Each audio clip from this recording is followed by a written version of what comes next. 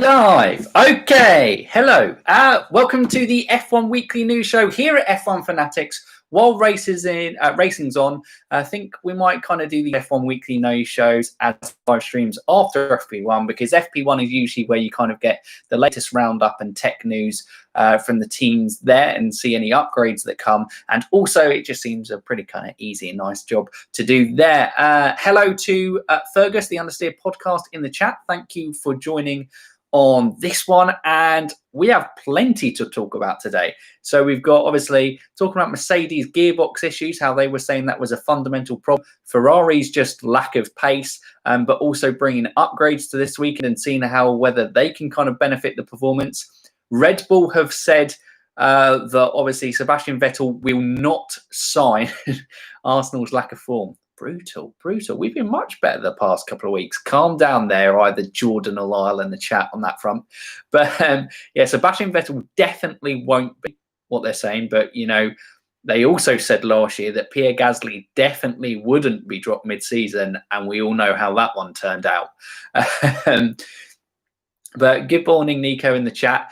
But yes, Red Bull, as it stands, definitely won't be signing Sebastian Vettel for the 2021 season. Fernando Alonso has made his return to F1, a polarizing decision, but certainly we'll be able to kind of have a chat with you guys in the chat.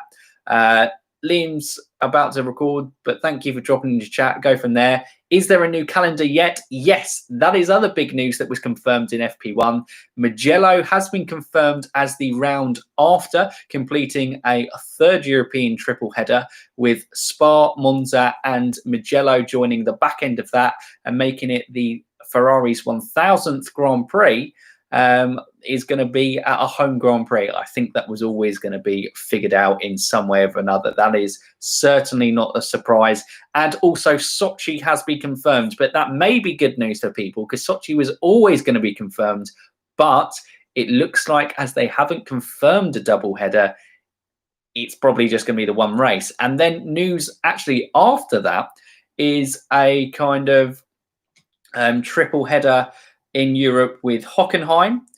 Let me also get this right. Hockenheim, Imola and Portimao joining in the calendar. Sorry, I just get that up on Twitter as I saw that going just before I went live on here, which then brings in the question, would that be the last European triple header and then finishing the season with potentially Bahrain, Dubai and Abu Dhabi? That's certainly an interesting one up for a debate. What's Russian for getting there, Lewis? I have no idea.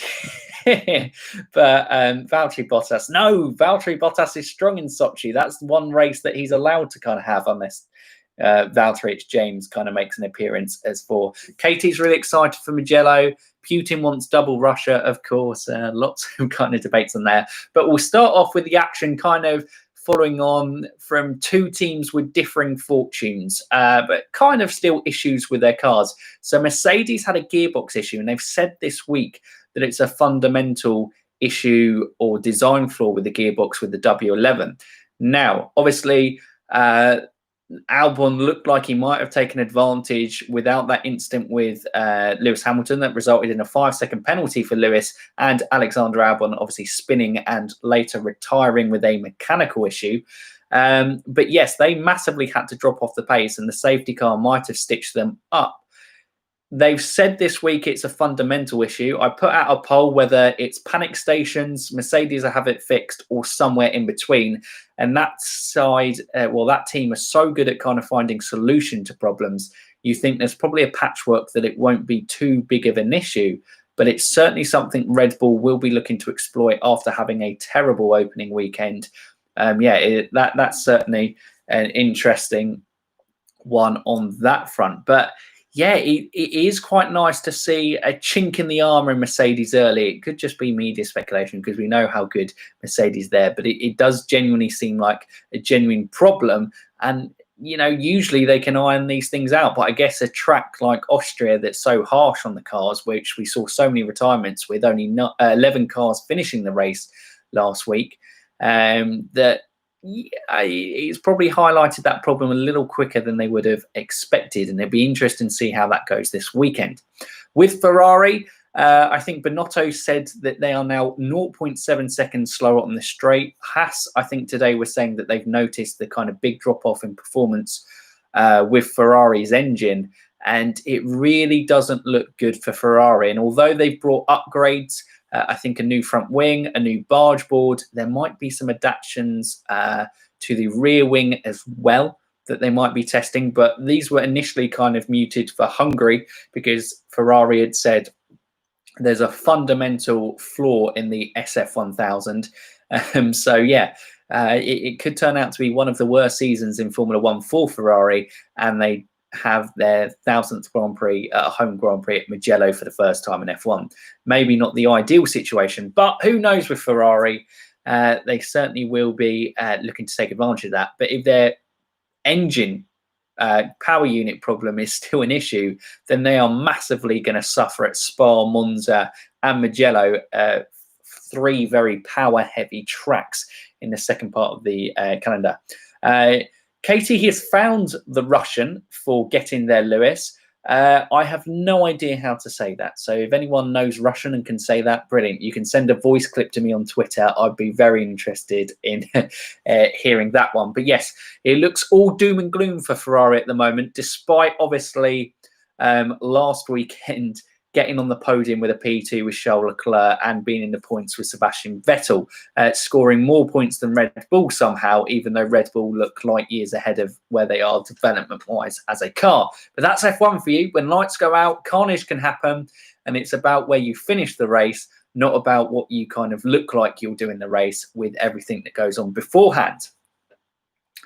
Probably the big next step to go on is driver announcements, and obviously the big one is Fernando Alonso's returned, and anyone who watches the channel knows that obviously I'm very happy about this news. Now obviously it's very mixed. There's a lot of people upset. There's a great video from kind of female content creators on Kira Megan's channel. They're calling themselves the F5. The five of them getting together, having a chat. They did a good one. And also Kids Love F1 did a great video on why it's a pro for Fernando. My views on this is they're losing a multiple Grand Prix winner in Daniel Ricciardo. They've now gained their previous two-time world champion, and Fernando Alonso did not leave F1 because his performance was bad. He left F1 because he didn't want to be competitive. Question is whether that Renault car can be more competitive than what the McLaren was going to be under him. But he has a history of having a lot better working relationship with Renault than he does with McLaren. McLaren and Fernando Alonso is just a connection that just doesn't go well together, as been proven by the multiple years that he's gone with lack of success with them. I think it's an experienced driver. It's a driver that immediately improves the quality of the grid. With none of the Renault Academy boys having the super license points, it's a little bit difficult to ask a multi-billion-pound company. I know Cranky Yankee kind of put out a tweet about this, saying if you're going to ask a multi-billion-pound parent company to wait a season to see if an unproven rookie can get enough super license points to compete in Formula One. We've got Tara in the background there on the live stream. You've probably got another thing coming. In an ideal world, you probably would say that they promote their youth within. But if Zhao's good enough to be in F1 and Renault really want him to be in F1, he will get there in one form or the other.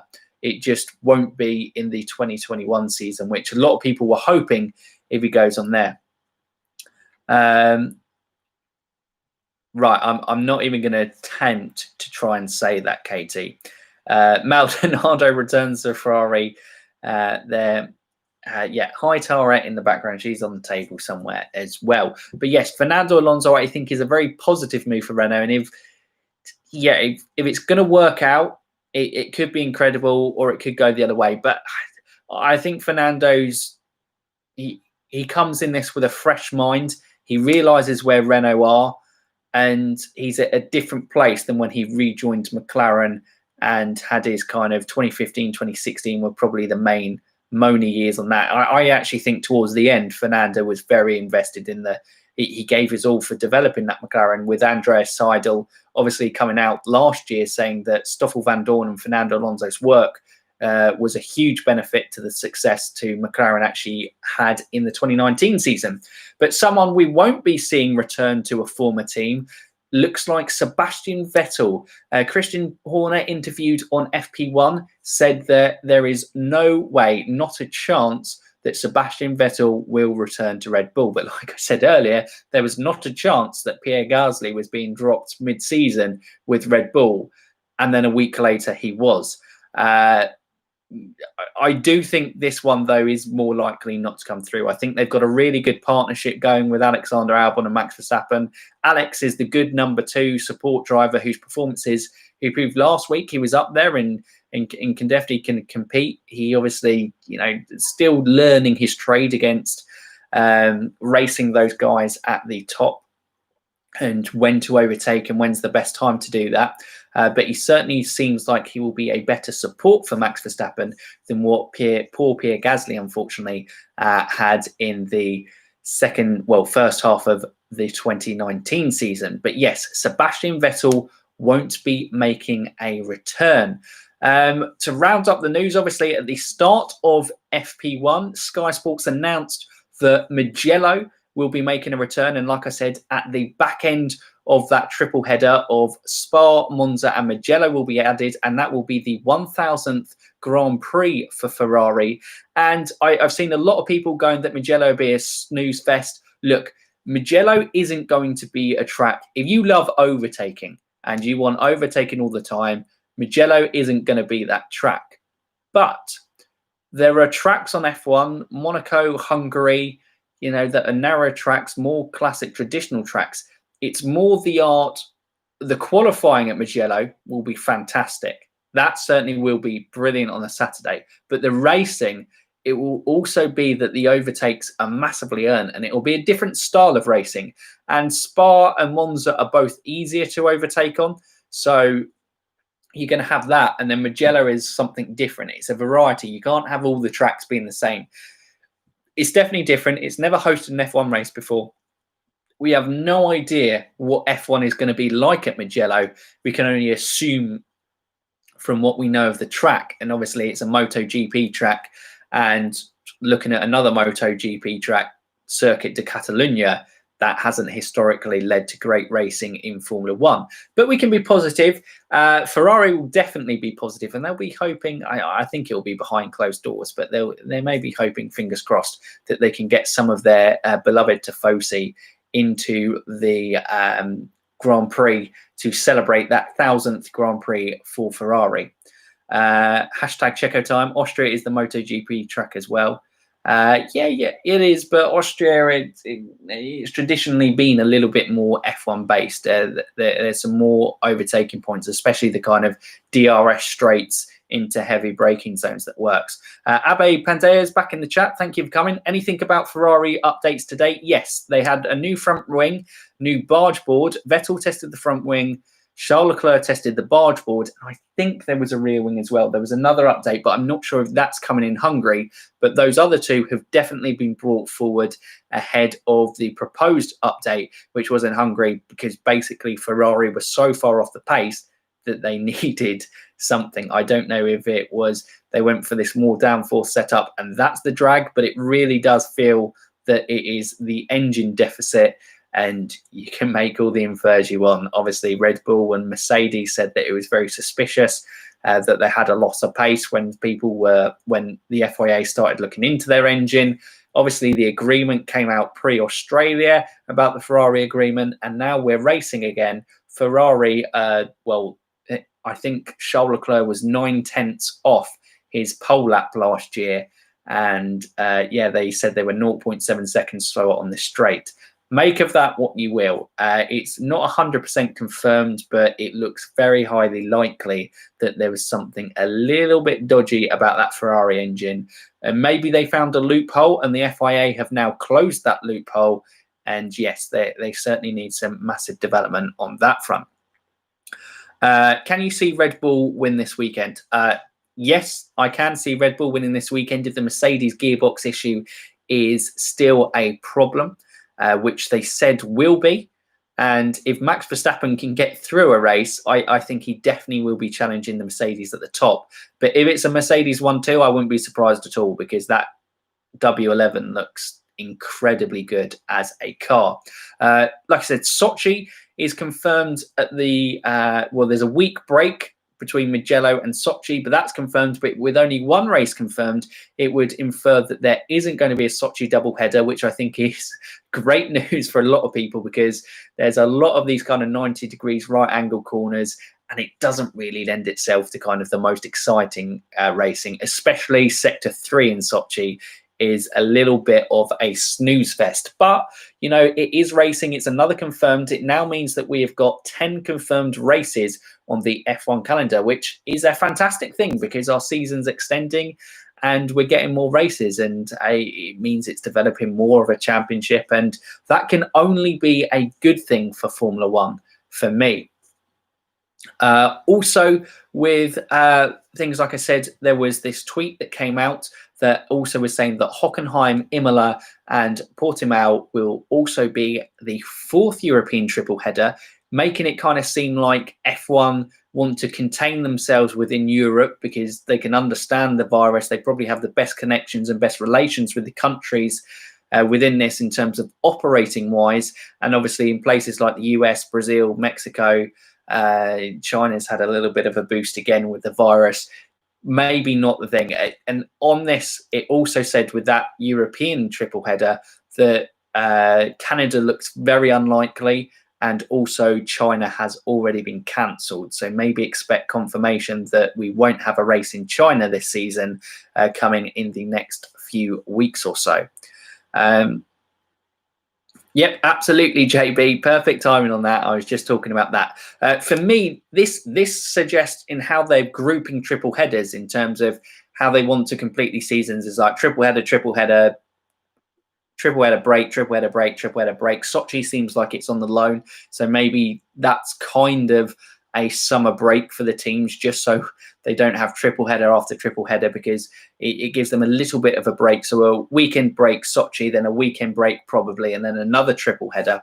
And then I can see getting into it, it would probably, what would that put us up to? That would put us up to 13 races. And then I could see us getting to 16 races by going Bahrain, Dubai, because Dubai is definitely a racetrack that they can get in a similar sort of region as well, and then have the season finale in Abu Dhabi, because I don't think we will be going to Brazil this year, which will be obviously a massive disappointment. Great circuit, but with how the virus is out there at the moment, I think I know it's a few months in advance and they're probably holding out on Brazil because it is such a good track and classic track for the F1 calendar, but I think it's looking less and less likely that Interlagos will be a part of the F1 2020 calendar. But that would be 16 races in theory.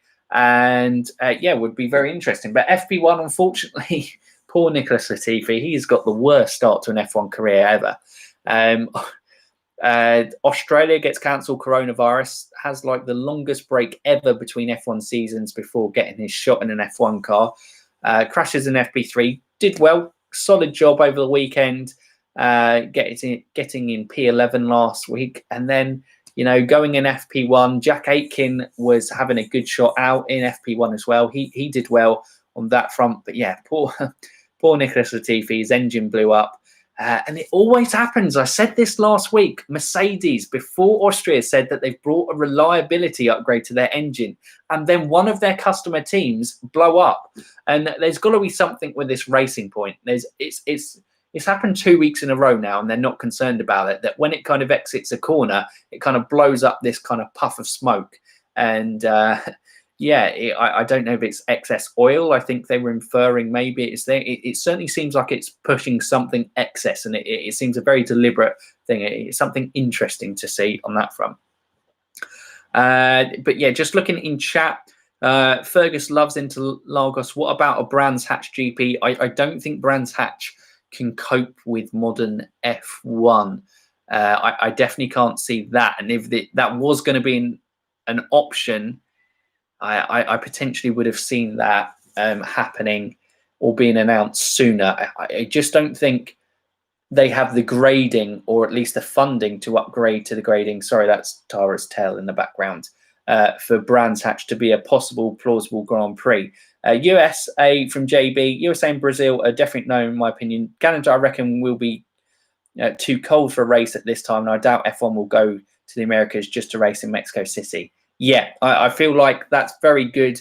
The Americas also have IndyCar back in North America, so they have their racing. They have NASCAR in terms of on that front very isolated. So I can see F1 boycotting the Americas for this season. I can also see them boycotting Asia, which means that, maybe the likelihood. Hi, Viandra, welcome to chat. Maybe the likelihood of a Malaysia, Singapore. Obviously, Singapore's been cancelled already. China likely to be cancelled. Australia's obviously cancelled as well. I can't see them there. The only region I can see them going to outside of Europe is the Middle East, which then, like I said, brings in Dubai into account, because obviously they have the Dubai 24-hour race. I know kids love F1. Amadi is based in Dubai, so Abu Dhabi. I think it's Dubai actually that he's in. But anyway, he's based out there, and he went to the kind of 24-hour race there. So I know he's a fan of that track, and it will certainly be interesting to see there. I want Algarve, please. Potentially they could, if they go as high as 19 races, or they go 18 races and only have Bahrain and Abu Dhabi and don't have Dubai on the calendar. There could be, after the proposed Hockenheim, Imola and Portimao Grand Prix, there could be a break, another European triple header, and then end off with a double header in Bahrain and Abu Dhabi, which would get the 18 Grand Prix that they kind of muted about being spoken about. But the F1 calendar is starting to kind of take shape, and that's certainly interesting on that front. I think, what is it? Is it practice in F2 at the moment? That's what it looks like. For me, yeah, it's a long practice session, so that's on the TV at the moment. But yeah, Australia isn't actually cancelled. Okay, that's interesting. Sorry, that's Tara just playing with wires and knocking something on the floor. That's what you get on a live stream with having a cat that is fame hungry and wants to be on camera as much as possible. She certainly kind of goes on there. Bloody hell, Bahrain and Sochi, and that certainly would be interesting. But yeah, anyway, what were people's thoughts from FP1? Anything to kind of talk about? Anything you want me to talk about? I think we've basically rounded up the news. Yeah, she always wants to play Viandra. It is crazy on that front. But yeah, anyone who wants to kind of talk about there, obviously any of the other news stories, talk about in a bit more detail. If not, I think we'll probably round off the live stream there. But yeah, FP1, FP2 obviously commencing in a couple of hours. Should we go? AlphaTauri upgrades. I didn't hear anything on the AlphaTauri upgrades actually, so that is an interesting one. Yeah, they were mainly talking about the Ferrari upgrades. Tracing Point is fast as anything there. Yeah, Racing Point, I would bet money on being quicker than McLaren this weekend. I think they got the strategy all wrong. Obviously, Lance Stroll had engine problems last week. Surprise, surprise, Mercedes. Like I said, reliability problems. Customer teams always seem to get the poor end of a reliability upgrade. They must be kind of like quaking in their boots whenever Mercedes say reliability upgrades, because it never seems to work out for them. But yes, Tracing Point still look very quick. AlphaTauri, yeah, I'm not sure on that. Didn't watch FP1. Anything to note? Anything to note? Red Bull looked like they had some flexibility in their rear wing that was losing them some time as it was stalling the aerodynamics. I don't know if Will from FP1 podcast will talk about this, because he's the aero man. That's his kind of area of expertise. But from my basic of understanding is that was kind of stalling the aerodynamics. So Red Bull were losing a bit of time, not enough time they reckon that would get on pole position, but certainly something that would get Max closer to the Mercedes, which then would mean that the race would also be very interesting on that front. Latifi, when they got the red flag out, is his engine kind of packed up on him. Kevin Magnussen didn't make an appearance at all. So I think Haas problems continue. Jack Aitken, did a decent job, I think, in the Williams in FP1. George Russell was on the pit wall. It'll be interesting to see how George gets on in FP2 this afternoon. Yeah. Oh, JB, that is a poor joke. Can I even do that? I saw K-Mag's floor being worked on. Not getting out must have been a disaster for him. Absolutely. On there. Is their rear shattering? It looked like it. They showed some replays and the rear wing looked very flexible, but I think they've kind of figured that out on that front. They spoke about it in the press conference, one to look out for. Yeah, definitely in FP2, I think look out for the AlphaTauri upgrades a little bit more. I know Daniel Kvyat went for a spin earlier in the session. Pierre Gasly seemed to put in solid times, but for me, AlphaTauris, they seem behind Renault, McLaren and Racing Point. They, like I said in the race review, they kind of seem in this category of their own. The Kvyat and Gasly may put performances that are really great, that put them up with the others and take advantage of other kind of mechanical errors or issues from other teams. But I don't think they're on pace with the other midfield teams. Allegedly a battery issue. Trust Katie to know about the Haas. They're definitely not happy on that front. Katie has the day off work. She wants to kind of see as much K-Mag on track as possible. But with that obviously not happening, go there. I did see briefly Aitken in practice. He looked decent, to be fair. Yeah, I mean, Aitken's an experienced guy. He's been around F2 for a few years now. He was Renault's reserve driver for a bit. I don't know if he actually had any time in FP1. I think this was actually his first FP1. He sported a really nice helmet, actually. He said his first FP1 with a British team. So he kind of had mixtures of Tartan and England, kind of bringing in the Union Jack as well. I've signed Jolene Palmer in F3. Oh, God. Brilliant on that front. Kimi was taking his time. Yeah, Kimi didn't look great. Kubica obviously got a run out. That Alfa Romeo, I think it's going to be really, until Ferrari been some sort of engine upgrade, I do really think the Ferrari-powered cars are going to have a real poor time in this first half of the season. I can't see that being positive at all. Let's hope no more brake failures for Haas. Yes, that for me, I think Haas should be able to sort that issue out. I think their main issue is going to be engine and not being on the pace. But obviously, I believe their engine was frozen to 2021, if I'm being honest with you. So 2020 maybe isn't looking good for Haas and Alfa Romeo, and it's really kind of getting through. And that's probably a discussion. If Alfa Romeo have a poor 2020, will they pull the plug on the project and it becomes Sauber again? Because I can't see them wanting the Alfa Romeo brand to be trailing around the back of the field, getting the hand-me-downs from Ferrari. That certainly wouldn't happen on that front.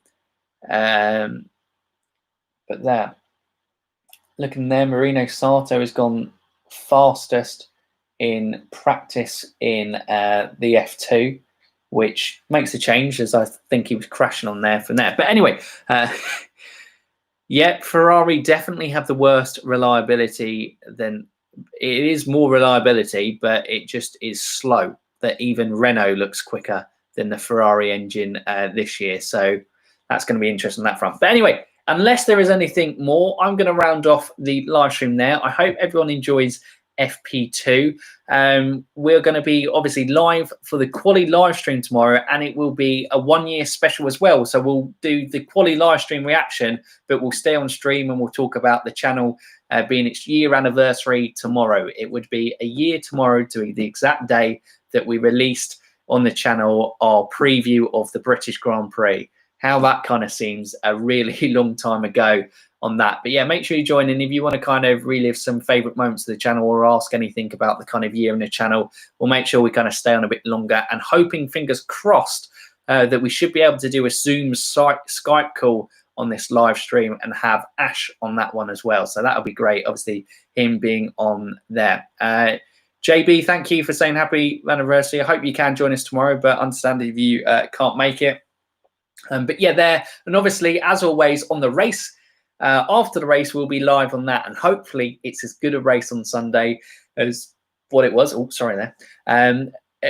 hopefully it's as good as race as what it was last Sunday. But guys, it's been brilliant to kind of chat and do this F1 Weekly News Show as a live stream again. I think it does work really well while there's action on. Obviously, I'll go back to the recorded versions in the week breaks from then to kind of keep you guys up to date with all the news. But I like this interaction, and we can talk about from there. Viandra, thank you for saying happy anniversary. Can I bring in K-Mag? I mean, I would love to bring in K-Mag, but I think he might be a little bit busy with qualifying debriefs to come on a live stream on a small YouTube channel. But that would be obviously make Katie's day on that front. I think that's definitely something that we avoid. But anyway, it's been brilliant. It's fantastic kind of seeing cars out on track. I can't wait to kind of see how this action unfolds. It's brilliant. Making sure if you're watching this live stream, not as a live stream, as recorded on there, get involved in the comments down below. Obviously, we'll still talk about that. What you think about Mugello, what you think about Fernando Alonso's return. Fiandra, obviously, I'm not going to ask you what you think of Fernando Alonso's return. Sebastian Vettel, no. What do you make of Ferrari's engine issues, Mercedes gearbox issues? Talk about all those in the comments. As always, we're more than happy to interact with you guys. But that's it from me today, guys. So for now, you F1 fans, keep racing.